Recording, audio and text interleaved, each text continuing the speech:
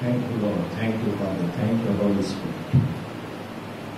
మన ప్రభువును రక్షకుడైన యేసుక్రీస్తు వారి అద్వితీయ శుభనామంలో కూడి వచ్చిన మీకు, దూరాన ఈ మాటలు వింటూ ఆత్మీయ మేలుల కొరకు ఎదురు చూస్తున్న ప్రతి ఒక్కరికి నజరేయుడైన యేసుక్రీస్తు నామంలో శుభములు తెలియజేస్తున్నాను.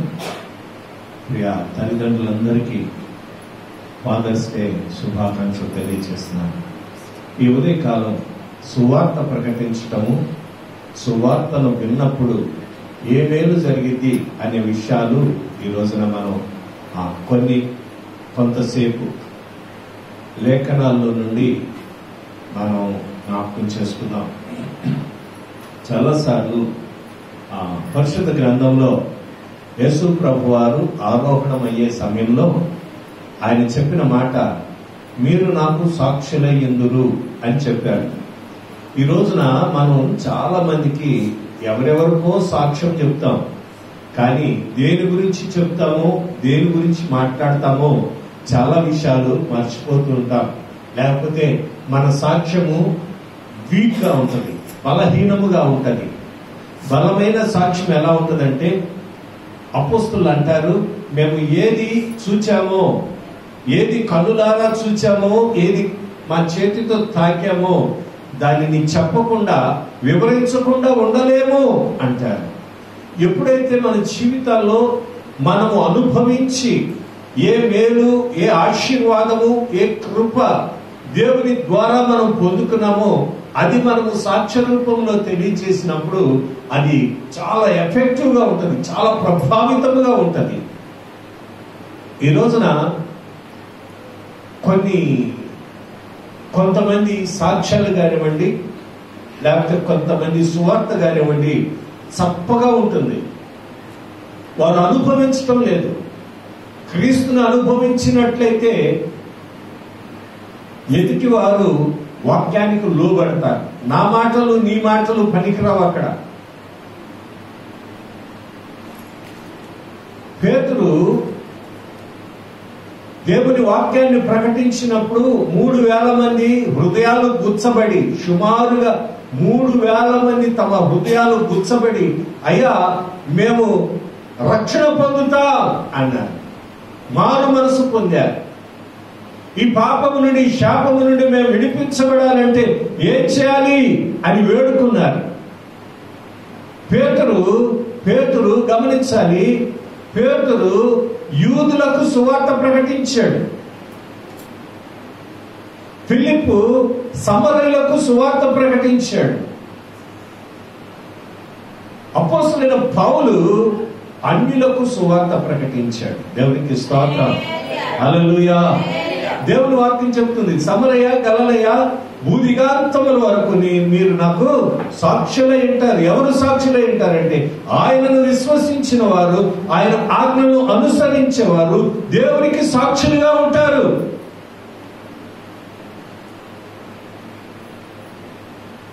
మన ఇంటి పక్కన ఇరుగు పొరుగు వాళ్ళు ఏదో ప్రమాదం జరిగింది, వెంటనే ఫైర్ ఇంజిన్ వాళ్ళు వచ్చి అమ్మ ఏం జరిగిందని ఎవరు అడుగుతారు?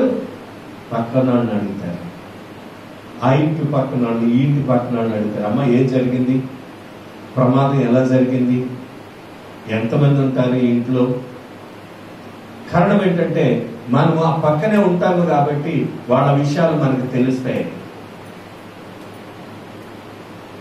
మనం ఏదైతే చెప్తామో అదే వాళ్ళు రాసుకుంటారు, నోట్ చేసుకుంటారు.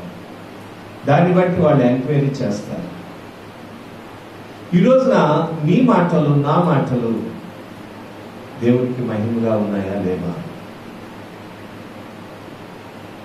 భక్తుడైన దావీదు అంటున్నాడు, అయ్యా నా స్వాస్థ్య భాగం నీవేనయ్యా,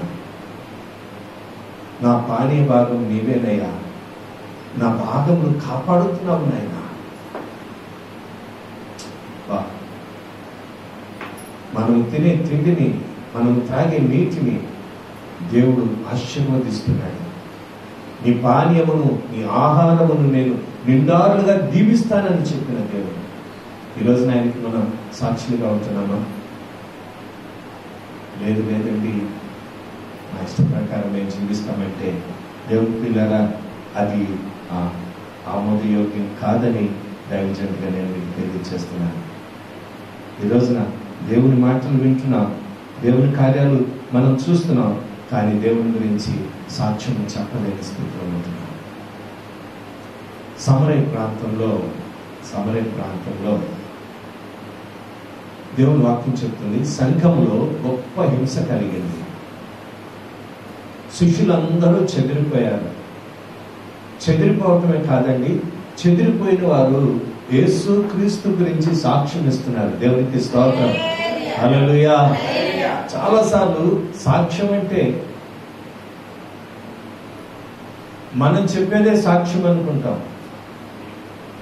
ఒక భక్తుడు రాస్తున్నాడు, కనిన వినిన సంగతులను తెలుపుటయే సాక్ష్యం. సాక్ష్యమిచ్చేదా మన స్వామి యేసు దేవుడనుచు సాక్ష్యమిచ్చేదా. సాక్ష్యమనగా కనిన వినిన సంగతులను తెలుపుటయే. సాక్ష్యమనగా కనిన వినిన సంగతులను తెలుపుటయే. సాక్ష్యమిచ్చు కొరకు స్వామి రక్షించెననుచు సాక్ష్యమిచ్చేదా. మన స్వామి యేసు దేవుడనుచు సాక్ష్యమిచ్చేదా. దిక్కు దశయు లేని నన్ను దేవుడెంతో కనికరించి. దిక్కు దశయు లేని నన్ను దేవుడెంతో కనికరించి. మక్కువతో నాకు నేట్లు మన శాంతినిచ్చినాడు. సాక్ష్యమిచ్చేదా మన స్వామి యేసు దేవుడనుచు సాక్ష్యమిచ్చేదా. మనం ఏంటో తెలీదు, మన ప్రభువు తెలుసు. యోగ్యులమా అయోగ్యులమా, సామర్థ్యము కలిగిన వారమా సామర్థ్యము లేని వారమా, పిరికి వారమా ధైర్యవంతులమా, అందము కలిగిన వారమా అందహీనులమా, దేవుడికి తెలుసు. ఏ యోగ్యత లేని నిన్ను నన్ను ఆయన మనకు శాంతినిచ్చి సమాధానాన్నిచ్చి తన కుమారుడైన అద్వితీయ కుమారుడైన యేసు క్రీస్తును మనకిచ్చాడు. ఆయన గురించి మనం సాక్షించాలి. సంఘము విస్తరిస్తున్నప్పుడు శ్రమలు కూడా అదే రీతిగా శ్రమలు విస్తరిస్తూ ఉన్నాయి. దేవుని పిల్లరా, ఒక మాట నేను మీకు ఈ విషయంలో జ్ఞాపకం చేస్తాను.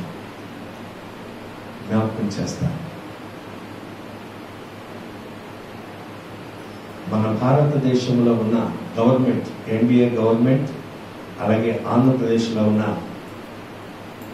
తెలుగుదేశం, జనసేన,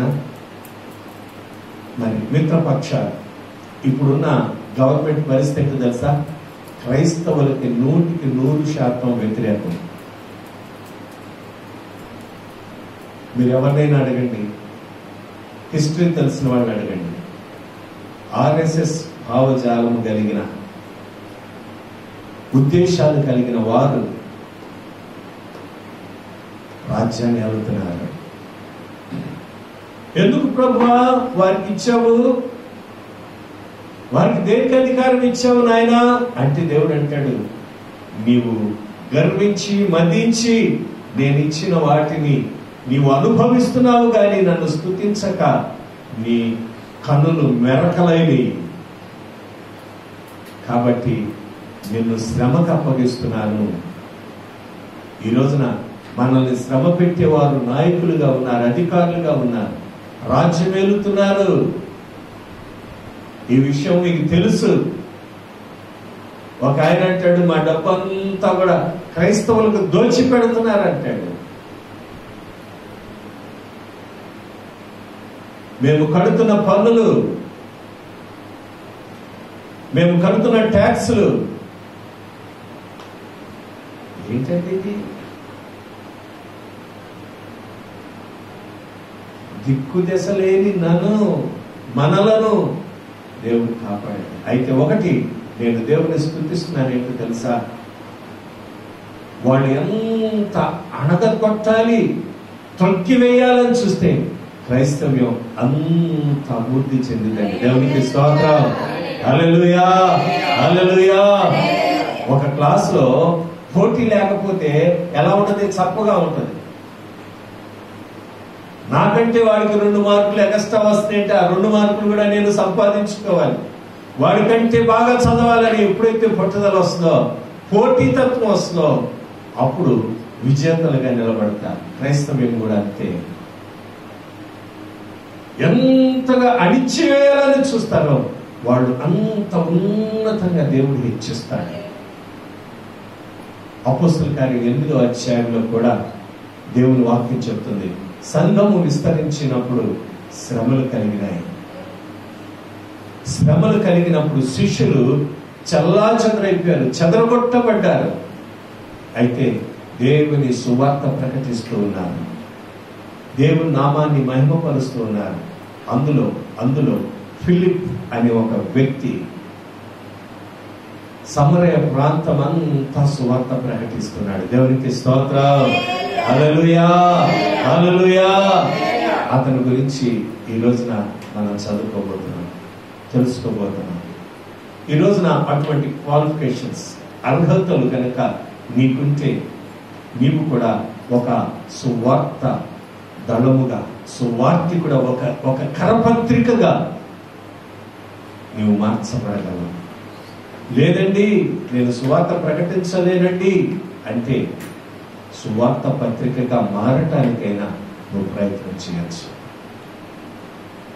ఎందుకు ఈ మాట చెప్తున్నానంటే, సువార్త ప్రకటించకుండా సంఘము మనుగడ లేదు. గడిచిన వారంలో మంగళవారం స్త్రీల సమాజం జరిగింది. 3-2 వచ్చారు.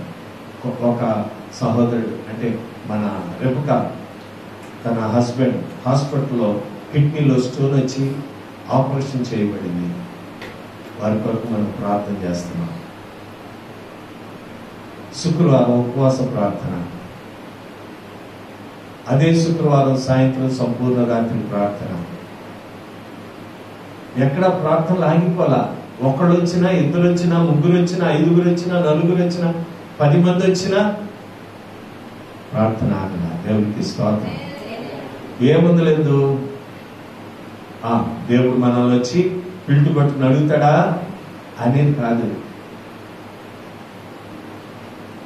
రాబోయే ఉగ్రత నుండి తప్పించబడాలి అంటే ఈ రోజున ఆత్మశక్తితో నింపబడాలి, ఆత్మాభిషేకంతో నింపబడాలి.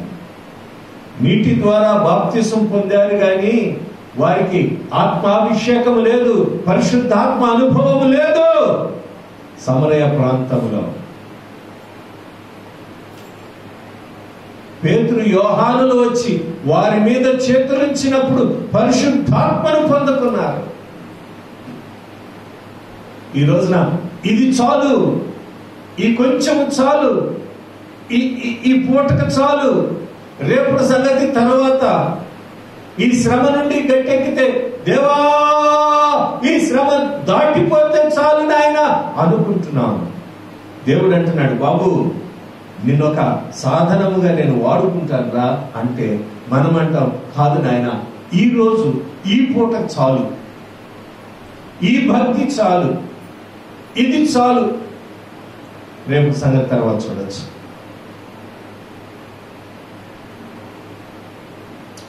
సమరయ ప్రాంతంలో సువార్త ప్రకటిస్తున్న ఫిలిప్పు, రండి ఒకసారి ఆ మాటలు చూద్దాం.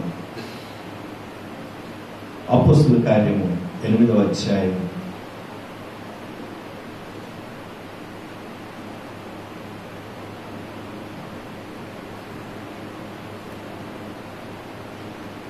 4-5 వచనం. కాబట్టి చెదిరిపోయిన వారు సువార్త వాక్యమును ప్రకటించుచు సంచారము చేసిరి. అప్పుడు ఫిలిప్పు సమరయ పట్టణము వరకు వెళ్ళి క్రీస్తును వారికి ప్రకటించుచుండెను. జనసమూహములు విని ఫిలిప్పు చేసిన సూచక క్రియలను చూచినందున అతడు చెప్పిన మాటలు యందు ఏక మనసుతో లక్ష్యముంచగా అనేకులను పట్టిన అపవిత్రాత్మలు పెద్ద కేకలు వేసి వారిని వదిలిపోయెను. పక్షవాయువు గలవారును కుంటివారును అనేకులు స్వస్థత పొందిరి. అందుకు ఆ పట్టణంలో మిగుల సంతోషము కలిగెను. వాక్యము ప్రకటించడం జరుగుతూ ఉన్నది. ఫిలిప్ అక్కడ వాక్యం ప్రకటిస్తూ ఉంటే దేవుడు సూచక క్రియలు జరిగిస్తూ ఉన్నాడు. అపవిత్రాత్మలు పెద్ద కేకలు వేసి వదిలిపోతున్నాయి. రోగులు స్వస్థత పొందుతున్నారు, ఆరోగ్యవంతులు అవుతున్నారు. ఆ పట్టణం అంతటా ఏమైంది? మిగుల సంతోషముతో ఉంది. దేవునికి స్తోత్రం, హల్లెలూయా. మన కుటుంబములో, మన ఇంటిలో, మన సంఘములో ఎవరికైనా అనారోగ్యం ఉందనుకోండి, మన ఇంటిలోనే ఆ అనారోగ్యం వచ్చిన వారు ఒక్కడే కాదు బాధపడేది, మిగిలిన వాళ్ళందరూ కూడా బాధపడతారు. మా అమ్మగారికి 2 పర్యాయాలు పెరాలసిస్ స్ట్రోక్ వచ్చింది. అప్పుడు ఇంకా పేదరికం. గవర్నమెంట్ హాస్పిటల్ కేజీహెచ్లో జాయిన్ చేశారు. అక్కడ మంచి డాక్టర్ గారు వెంకటేశ్వరరావు గారని, ఇప్పుడు ఎంఎంబి కాలనీలో ఆయన ప్రైవేట్గా ప్రాక్టీస్ చేస్తున్నారు. చాలా సీనియర్. ఆయన అన్నాడు, కాలు చేయ రావటం చాలా కష్టం, మూతి వంకరపోయింది, మాట రావట్లా. ఈ మందులు వాడితే, ఆయన చెప్పిన మాట నేను చెప్తున్నాను సుమా, మేమిచ్చే మందులు వాడితే కష్టం. బయట మందులు తెచ్చుకుంటాను అంటే మేము రాస్తాం, నువ్వు వాడాలి. నేను అన్నాను, అలాగే నేను. ఇంట్లో పరిస్థితి అంతంత మాత్రం.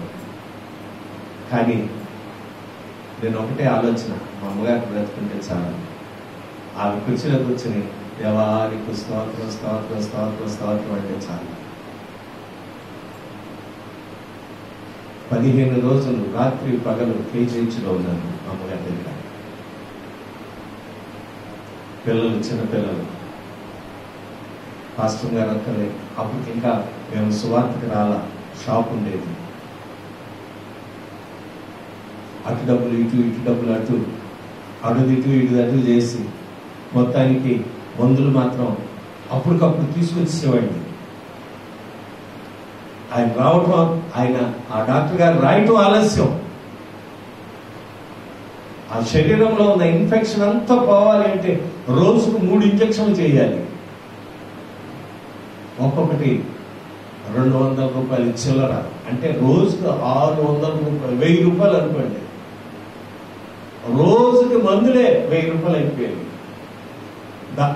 కేజీహెచ్ వాళ్ళు ఇచ్చేది కాక డాక్టర్ గారికి చెప్పాను, వెంకటేశ్వర గారు, అయ్యా మా ఇంట్లో ఉన్నది ఈ మొక్కతే పెడతామని. అప్పుడు మా అమ్మగారికి 60 సంవత్సరాలు, 55, 60 ఉంటాయి.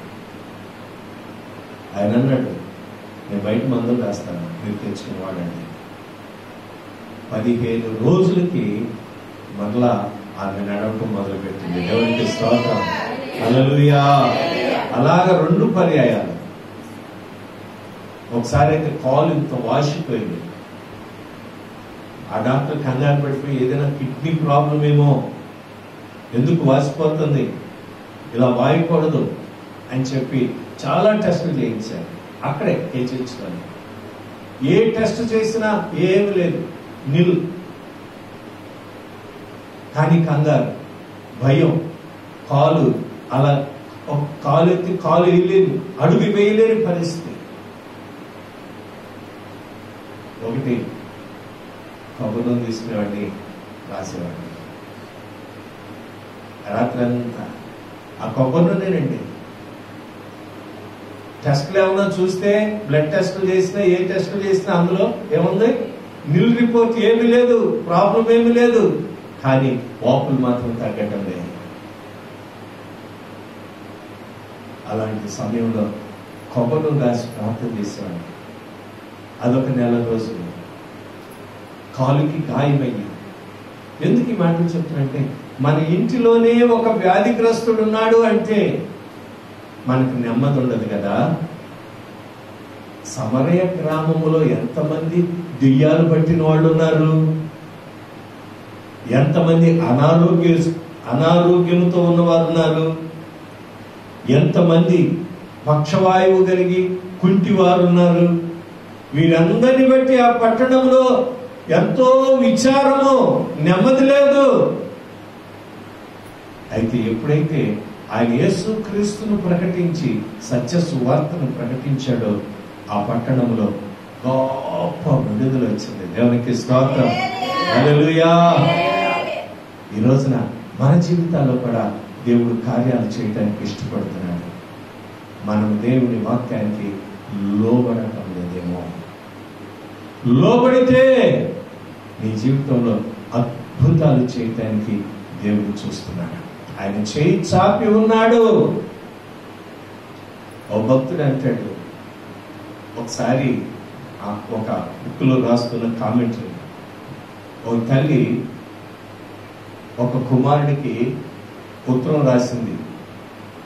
నానా, సైన్యంలో ఉన్నావు, ఎలా ఉన్నావు, నీ యోగక్షేమాలు మాకు తెలియచేస్తూ ఉండు, నీ కొరకు మేము ప్రార్థన చేస్తున్నాం అని చెప్పేసి ఆ తల్లి కొడుకు ఉత్తరం రాసింది. ఆ రోజుల్లో ఉత్తరాలంటే ఓ 15-20 రోజులు పట్టేది. ఇప్పుడు లాగా వాట్సాప్లు కానివ్వండి, టెలిగ్రామ్లు కానివ్వండి, లేకపోతే ఇవి లేవు, సోషల్ మీడియా లేదు ఆ రోజుల్లో. ఇప్పుడు సెకండ్స్లో వచ్చేస్తుంది.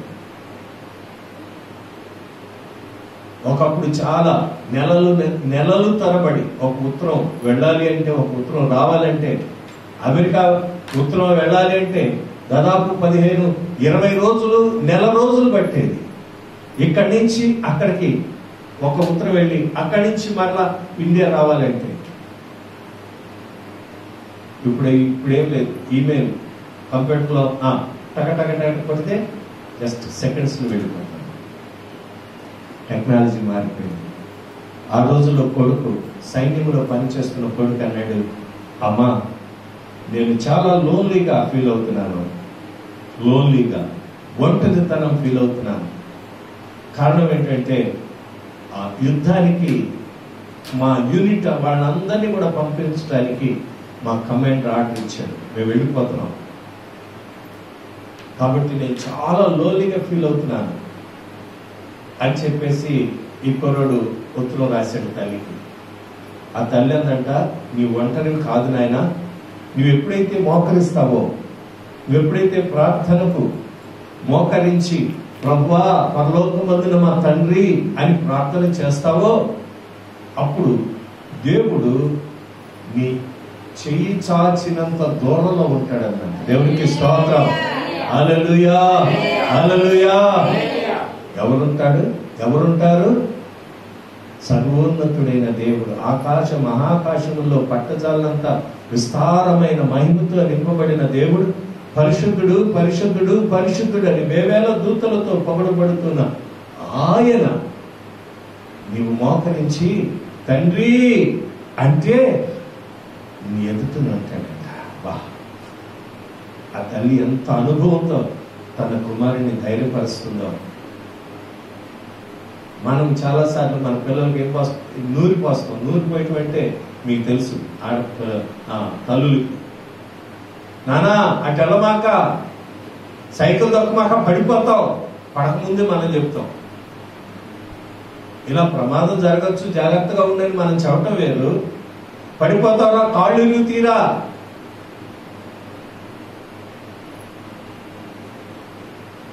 మా చిన్నబాబు బీచ్ అంటే చాలా ఇష్టం. మా సంఘంలో ఒక కుటుంబం ఉంది. ఆ కుటుంబం ఆదివారం అయిన తర్వాత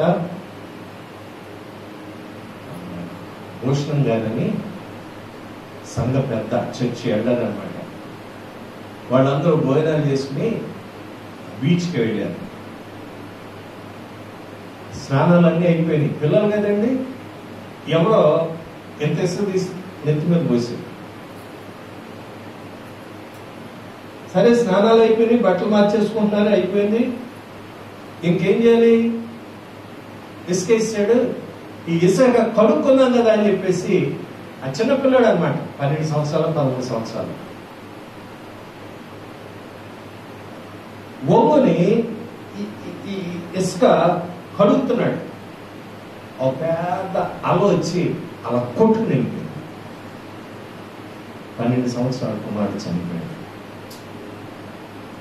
అది సంఘంలో సాక్ష్యం చెప్పాడు. ఆయన చాలా దుఃఖపడ్డాడు. అతను రైల్వే డిపార్ట్మెంట్లో ఎంప్లాయ్ అనమాట, మంచి సీనియర్. దేవుడు నాకు అన్యాయం చేశానేమో అనిపిస్తుంది. ఆ కుమారుడు ఎంత ఉంటే ఎంత బాగుండు. 12 సంవత్సరాల కుర్రాడు అంటే చాలా చిన్న పిల్లడు. అది సంఘంలో చెప్తే మా పాస్టర్ గారి మనసులో వెళ్ళిపోయింది. రే, నువ్వు బీచ్కి వెళ్తే వెళ్ళావు కానీ సముద్రానికి దగ్గరికి కాళ్ళు కడుక్కోవటానికి కూడా వెళ్ళొద్దని ఇప్పుడు కూడా భయం. అర్థమవుతుందండి? సంతోషించాలి, ఆనందించాలి, కానీ మితిమీరిన సంతోషం అనంతదాయకం. మితిమీరితే వ్యసనంగా మారిపోతాయి. ఈరోజు నేను మీకు చెప్పాలనుకుంటున్న మాట, ఆ గ్రామములో, ఆ పట్టణములో మిగుల సంతోషము కలిగింది. నీ వలన నీ కుటుంబంలో, నీ సంఘంలో, నీ ఎరుగు పొరుగు వారి మధ్యలో సంతోషం ఉన్నదా? దుఃఖం ఉందా? వేదన ఉన్నదా? వాము వాళ్ళు వస్తున్నారు నాయను అని మనలో చూసుకుని తలుపేసుకునే అనుభవం ఉందా?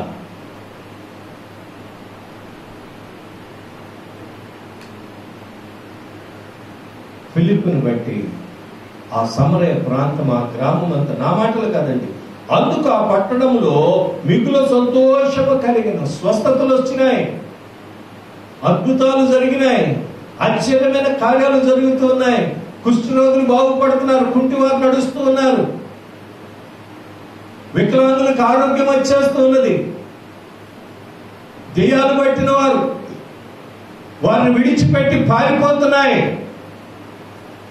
యేసు క్రీస్తు సువార్త ప్రకటిస్తూ ఉంటే ఆశ్చర్యమైన కార్యాలు జరుగుతున్నాయి. ఆయన ఆ పట్టణము అలా అలా అలా వస్తూ ఉంటే, ఆ పట్టణంలో ఘనుడుగా ఎంచబడిన ఒక ఆయన ఉన్నాడు. అతని పేరు సీమోనను గారడీవాడు. గారడీవాడు అంటే మనకందరికీ తెలుసు, మ్యాజిక్, బ్లాక్ మ్యాజిక్ అంటారు ఇంగ్లీష్లో. గారడీ చేస్తాడు, లేని దాన్ని ఉన్నట్లుగా, ఉన్నదాన్ని లేనట్లుగా. గారడీలు చేస్తూ ఉంటే ఆ పట్టణంలో ఉన్నవారు అందరూ అంటున్నారు, ఈయన చాలా గొప్పవాడు, దేనికంటే అందరి మనసులను గెలుచుకున్నాడు. దేవుని వాక్యం చెప్తుంది, రండి 9వ వచనం. అపొస్తలుల కార్యం 8వ అధ్యాయము 9వ వచనం. స్తోత్రం, చదవండి. సీమోనును ఒక మనుష్యుడు లోగడ ఆ పట్టణంలో గారడీ చేయొచ్చు, తానెవడో ఒక గొప్పవాడునని చెప్పుకొనుచు సమరయ జనులను విభ్రాంతి పరుచుచుండెను. ఏమనుకున్నా, నేనే గొప్ప, నేను ఏదైనా చేయగలను, నా మాట మీరు వినాలి. గారడీవాడు లేని దాన్ని ఉన్నట్లుగా, ఉన్నదాన్ని లేనట్టుగా చూపించగలడు. నేనే గొప్పవాడిని. ఆయన చేసే పనులు చూస్తూ ఉంటే అందరూ కూడా విభ్రాంతి నందిరి ఆశ్చర్యపోతూ ఉన్నారు.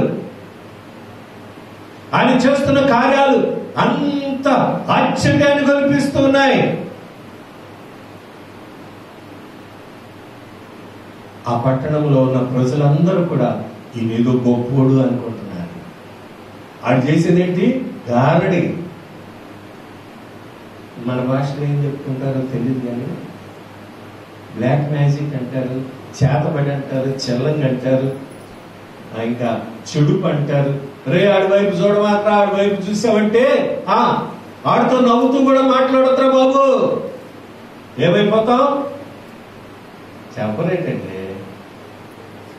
నవ్వుతూ మాట్లాడేవంటే నీకు జ్వరం వచ్చినట్టే.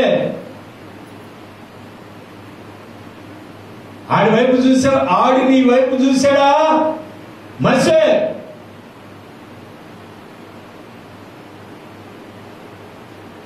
వాడికి కావలసినవన్నీ ఇచ్చేయండి. ఆ గ్రామంలోనే ఒక గొప్పవాడిగా తను తాను ప్రకటించుకుంటూ అనేకులు అగపరుచుకుంటూ ఉంటే ఆశ్చర్యం కలిగింది. అక్కడ మన హీరో ఎవరు? ఫిలిప్ గారు అక్కడ నిలబడ్డాడు. దేవునికి స్తోత్రం. హల్లెలూయా, హల్లెలూయా. ఆయనవి ఆ గరడి కాదు. దేవుని వాక్యం చెప్తుంది, సువార్త ప్రభువుని గురించి ప్రకటించాడంట. దేవునికి స్తోత్రం. రండి ఆ మాటలు చూద్దాం. 12వ వచనం. అయితే ఫిలిప్పు దేవుని రాజ్యమును గూర్చియు యేసు క్రీస్తు నామమును గూర్చియు సువార్త ప్రకటించుచుండగా వారతని నమ్మి పురుషులేమి స్త్రీలేమి బాప్తిసము పొందిరి. దేవునికి స్తోత్రం. హల్లెలూయా, హల్లెలూయా. బయటవాడు గారడి చేసే సీమోను విభ్రాంతులని ఆయన ఏదో గొప్పవాడిగా కనబరుచుకుంటూ ఉంటే, దేవుని రాజ్యమును గురించి యేసు క్రీస్తు సువార్తను గురించి ప్రకటించినప్పుడు అనేక మంది హృదయాలు తట్టబడి పురుషులేమి స్త్రీలేమి నీటి ద్వారా బాప్తిసం పొందుతున్నారు. దేవునికి స్తోత్రం. నేనే గొప్ప అల్లా ఫిలిప్ ఎక్కడ దేవుని రాజ్యమును గురించి ప్రకటిస్తున్నాడు. అయ్యా మారు మనసు పొందండి, పరలోక రాజ్యము సమీపించినది, మారు మనసు పొందండి. ఇదే సువార్త. మా అమ్మగారికి అనారోగ్యం ఉన్నా అటు పక్కన ఉన్న వాళ్ళకి సువార్త చెప్పేది, అమ్మా యేసు ప్రభువే దేవుడు, దేవుడిని నమ్ముకోండి, దేవుణ్ణి విశ్వసించండి, యేసు క్రీస్తే నిజమైన దేవుడు. వాళ్ళు బ్రాహ్మణులు నమ్ముతారా? సుతారాం ఇష్టం ఉండదు. మా అమ్మగారు వస్తున్నారంటే తలుపు వేసేసుకునేవాళ్ళు చాలా మంది. అయినా ఆమె వాక్యం ప్రకటించుకున్నది. చనిపోయే వరకు కాలుకి గాయమైంది. ఒక ఆదివారం ప్రార్థన అయిపోయిన తర్వాత మొత్తానికి ఒక ఇంటికి వెళ్ళారు. కత్తుతోని ప్రార్థన చేశారు. వచ్చేసి ఆ ఇంటి ఆమె నాకు ఫోన్ చేసింది, పాస్టర్ గారు మీ అమ్మని మీరు పోషించుకోలేరా? ఇప్పుడు అన్నం పెట్టలేరా? ఎలా ఉంటుందండి? మీరు నలుగురికి చెప్తారు కదా పాస్టర్ గారు, వృద్ధులు చూడాలి, తల్లిదండ్రులు చూడాలని మీరు చెప్తారుగా. మీ అమ్మ కాలు గాయమైపోయి నడవలేక నడిచి మా ఇంటికి వచ్చింది కట్లతో. ఆ రోగాలు మాకెక్కడ వస్తాయోనని మాకు భయం వేస్తుంది. మీరు ఇంట్లో కూర్చోబెట్టి ఇంత అన్నం పెట్టలేరా అని నాకు ఫోన్ చేసింది. అప్పుడు ఇలాంటి ఫోన్లు కదండి, నోకియా ఫోన్ ఉంటే గొప్ప.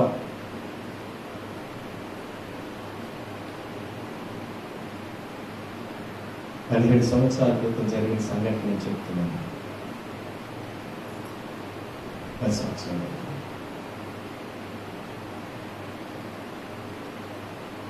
ఆదివారం అయిపోయింది. సోమవారం మా అమ్మగారితో ఇలాగే కూర్చొని మాట్లాడుతున్నామా, మీరు సువార్త అంటున్నారు, ఇతరులు దాన్ని వేరేగా అర్థం చేసుకుంటున్నారు.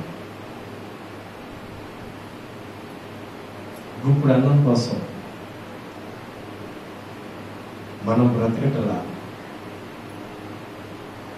వాళ్ళు ఏదో పెడతారు, వాళ్ళు ఏదో ఇస్తారని నువ్వు సువార్త ప్రకటించాల. అలాంటి ఇల్లు మానేయమ్మా. నేను నీకేం తక్కువ చేయలేదు కదా అని చెప్పేసి అంటే ఆవిడంది, నా గొంతులో ప్రాణం ఉన్నంత వరకు నేను సువార్త ప్రకటిస్తాను.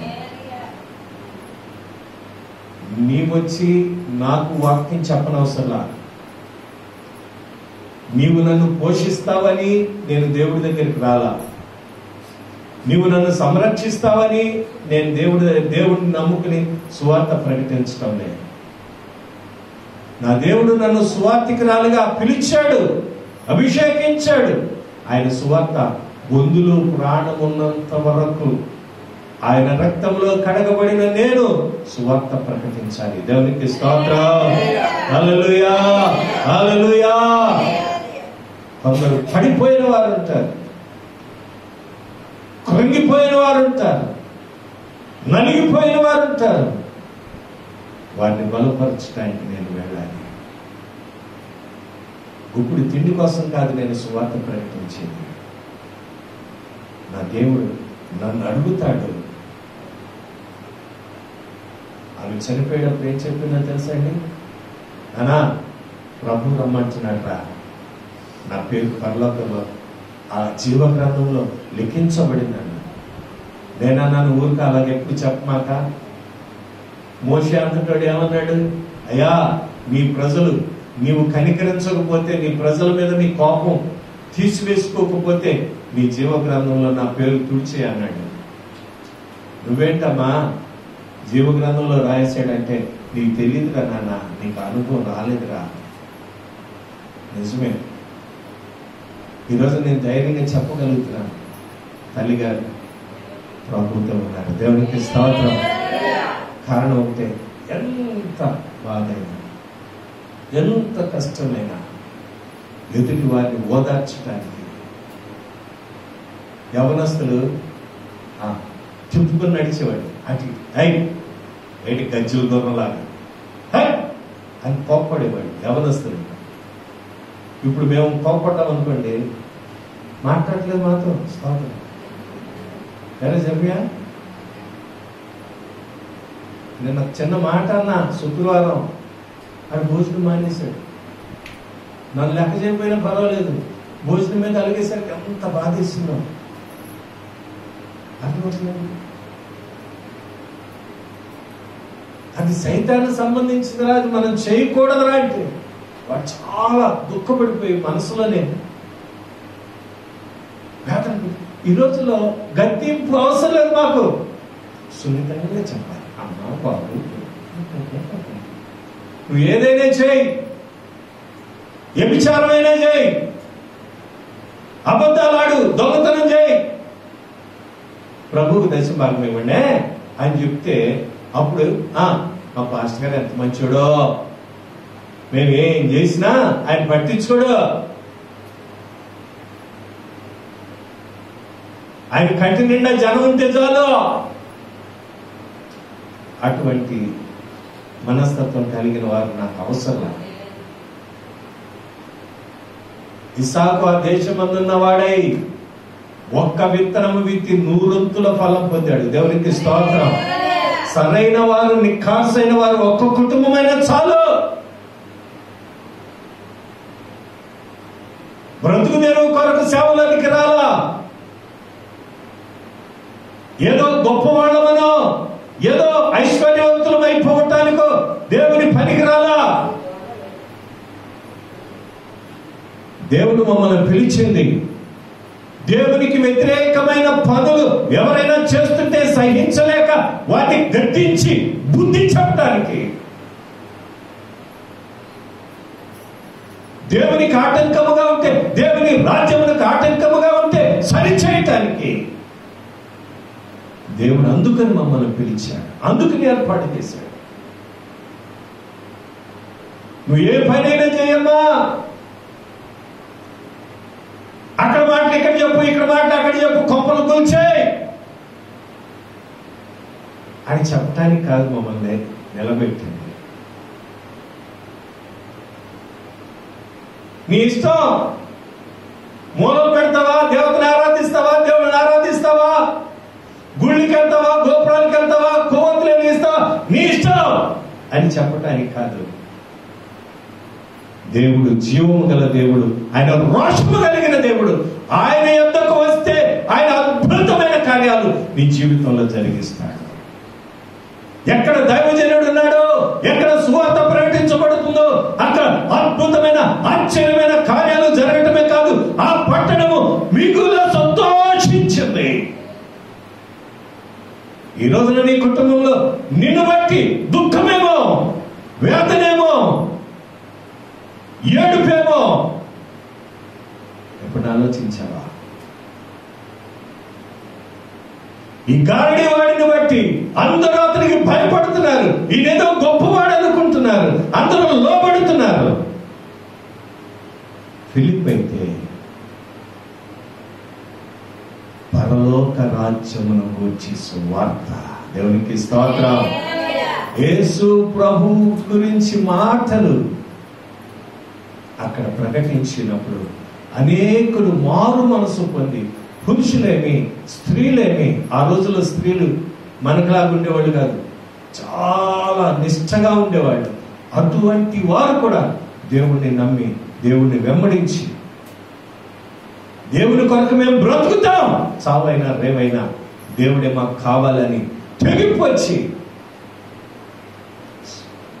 నీటి ద్వారా బాప్తిసం పొందారు. దేవునికి స్తోత్రం. ఈ మాటలు ఈ గారడీ వాడు కూడా విన్నాడు. ఆమేన్, ఆమేన్, హల్లెలూయా. మేఘములలో నీటిని దాచి, సముద్రములలో మార్గమును చూపి, మట్టి ఘటమును మహిమాత్మతో నింపి, నీకు సాటెవ్వరు.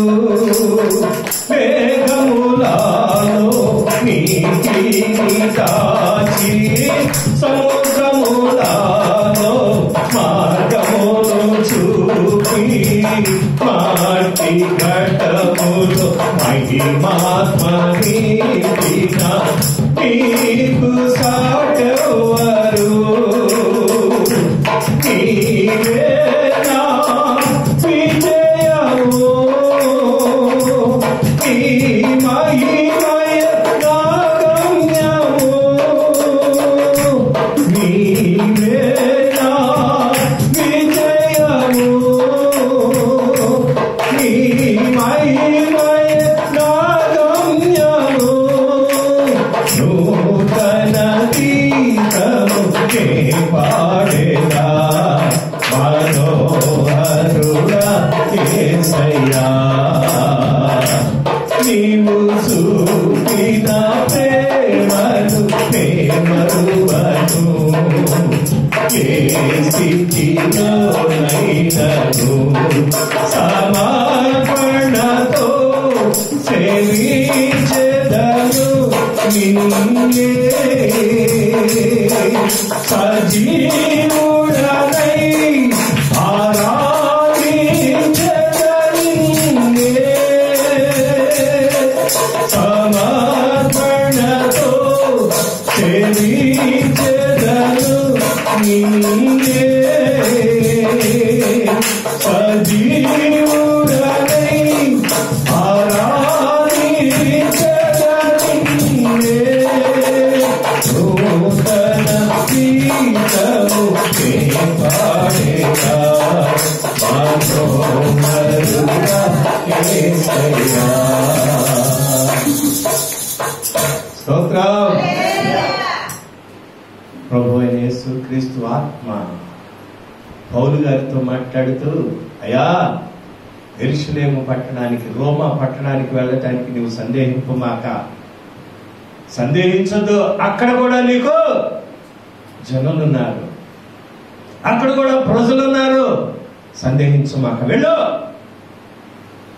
అయ్యా నేను చెప్తే ఎవరు వింటారయ్యా? చదువు లేనోడయ్యా, తెలివి లేనోడయ్యా, జ్ఞానము లేనోడయ్యా. దేవుని అభిషేకం ఉంటే, దేవుని వాక్యానికి నీవు అవకాశం ఇస్తే, దేవుని మాటకు నీవు లోబడితే, నీ కుటుంబము నీ సంఘము కూడా దేవుని వాక్యానికి లోబడింది. దేవునికి స్తోత్రం. నీవే దేవుని వాక్యానికి విలువ ఇవ్వకపోతే, దేవుని వాక్యానికి లోబడకపోతే, దేవుని ఆజ్ఞలను నీవే అనుసరించకపోతే,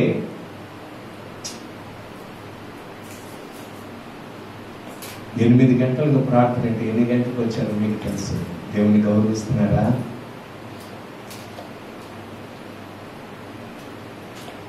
దేవుణ్ణి ఘనపరుస్తున్నారా?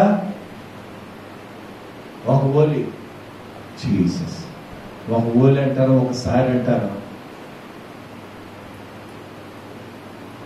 భోజనాలు వండుకుని భోజనాలు చేసుకుని మార్కెట్కి వెళ్ళి చేపలో మాంసమో రొయ్యలో ఏదో తెచ్చుకుని అవి పొయ్యి మీద పెట్టి పిల్లి తినకుండా కుక్క తినకుండా జాగ్రత్త చేసుకుని అప్పుడు ఆ దేవుని సన్నిధికి వచ్చేది. తినద్దంట్లా, మీ డబ్బులు మీరు తినండి, నేనెవరినట్టు చెప్తానికి. కానీ దేవుని సమయాన్ని దొంగిలిస్తున్నారు.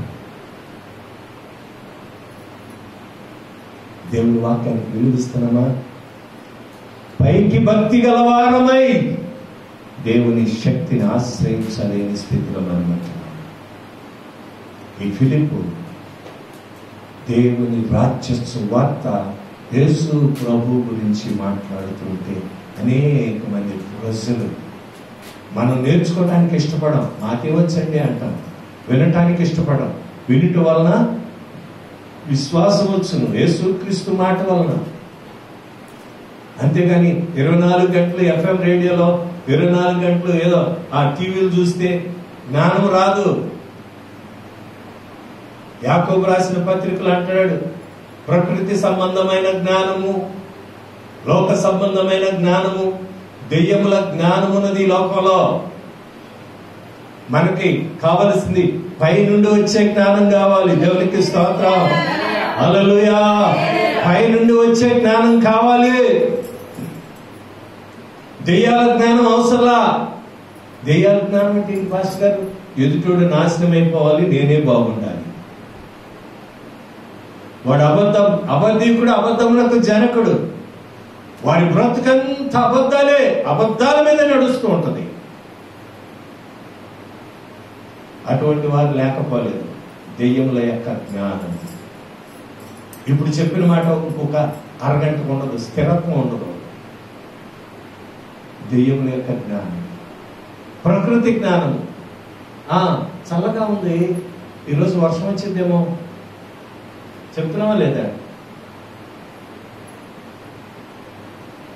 ఇంత ఉదయాన్నే చల్లగా ఉందంటే ఏదో ఉంది. నిన్న సాయంకాలం 4 గంటల నుంచి మేఘావృతం అయిపోయింది. అసలు సూర్యుడు కనపడలా, అంత దట్టంగా గాలి విపరీతంగా వీస్తుంది. ఒక్క చిరుగు పడలా. మళ్ళీ నిన్న సాయంత్రం సంగతి నేను చెప్తున్నాను. సరే కదా, వచ్చేసరికి చూస్తే అబ్బో ఇవన్నీ తడిసిపోయి చర్చి ఎర్రా ఆకులు పడేసి, మీరు పడేసారని కాదు నేను చెప్పేది, గాలికి వచ్చిన ఆకులు ఎంత అసహ్యంగా ఉందో. రాగానే బ్రదర్ని అడిగా, జర్మియా ఏంట్రా వర్షం వచ్చిందంట? పెద్దది వచ్చిందండి అన్న. కదండి, ఎప్పుడు కొట్టిందో తెలీదు. టౌన్లో అయితే 4 చినుకులు అలా పడి నేల నడి పెరిగిపోయింది. ఇక్కడ ఎంత పెద్ద వర్షం వస్తే కానీ అంత నేల తడదు, ఇసుక అంతా తడిసిపోయింది.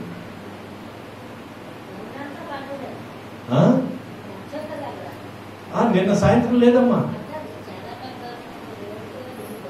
పెద్దవాళ్ళ పేరు మరి దేవుని కృపేమో. ఇక్కడికి వచ్చి చూస్తే ఎంత పెద్ద వర్షం, అంత తడిచిపోయి అన్ని ఎగుడు దిగుడు లేకపోయి. నేను వచ్చి చూసేసరికి బాబు నేను తుడిస్తే బాగుండేమో అని అనిపించింది. అప్పటికే ఎన్ని అరేంజ్మెంట్ చేసాడు. ఎందుకు ఈ మాటలు చెప్తున్నాను? ప్రకృతి యొక్క జ్ఞానము. ఇదిగో పలానా టైంలో పలానా వర్షం వచ్చింది, దాన్ని ఏమంటారంటే వాతావరణ కేంద్రం చెప్పే హెచ్చరికలు. ప్రకృతి యొక్క జ్ఞానము, దెయ్యముల జ్ఞానం, భూ సంబంధమైన జ్ఞానము.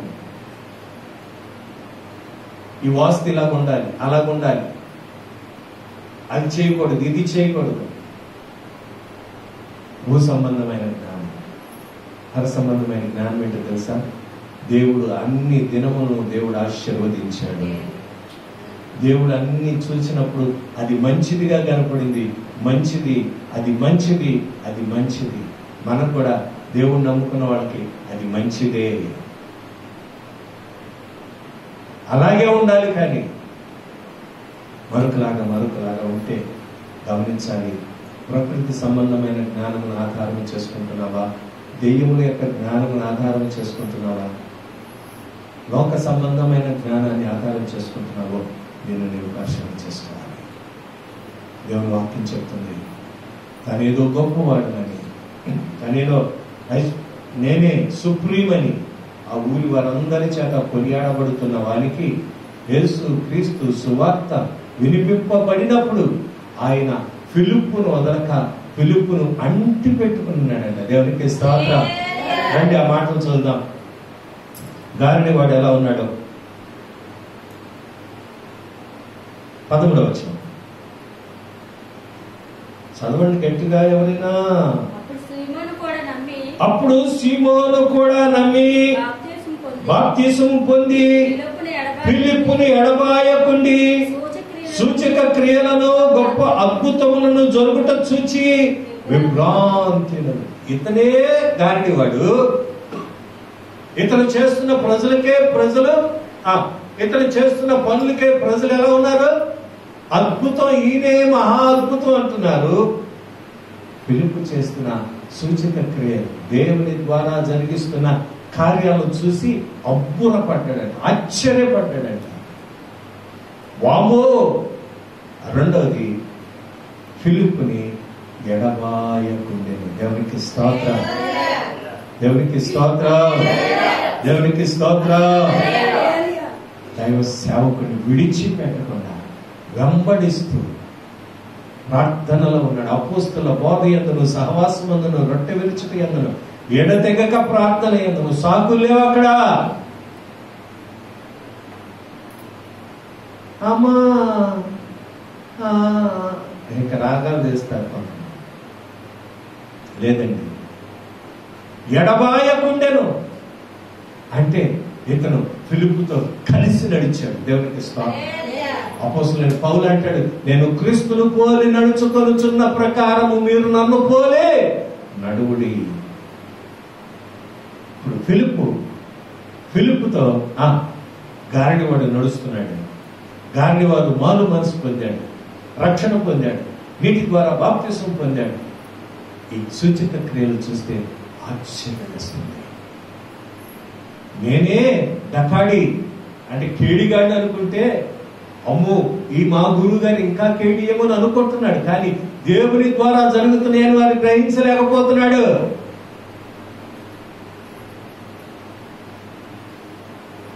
కొంతమంది మ్యాజిక్ చేస్తారు కదండి.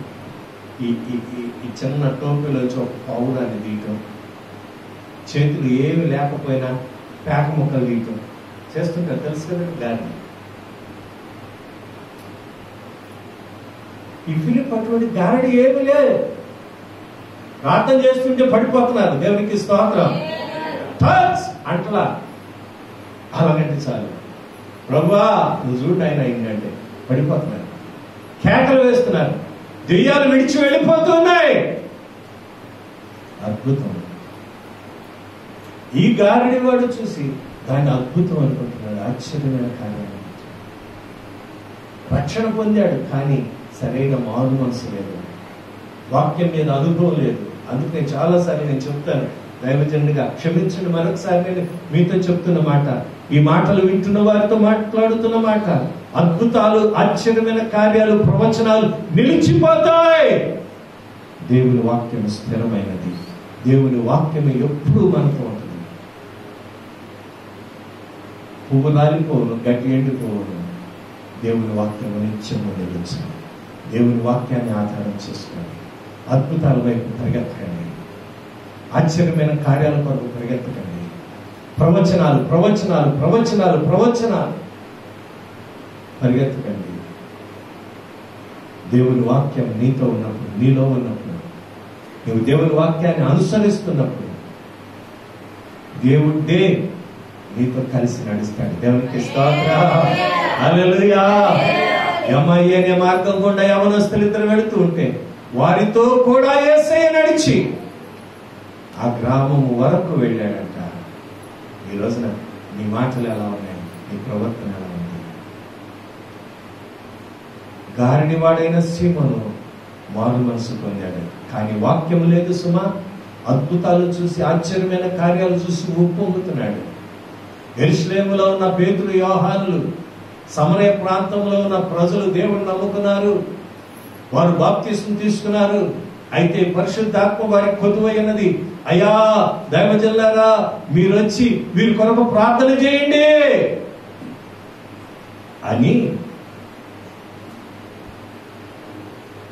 వారికి తెలియచేస్తే వారు యోహాను, పేతురు సమరయ ప్రాంతం వచ్చారు. దేవునికి స్తోత్రం.